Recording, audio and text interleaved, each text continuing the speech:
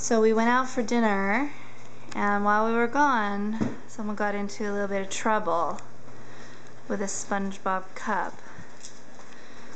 Let's see if we can find the person who did this.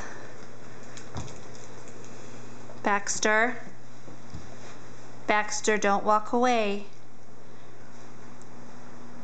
No. What's this? Why do you look guilty like that? Who did this?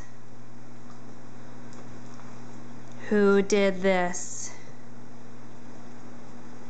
This is shameful. No, no. It's not Cooper. Not Cooper. It's him. Baxter. Look at me.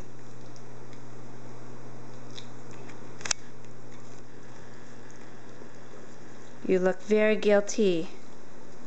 Is that yours? Are you saying sorry? All right. Okay, I forgive you.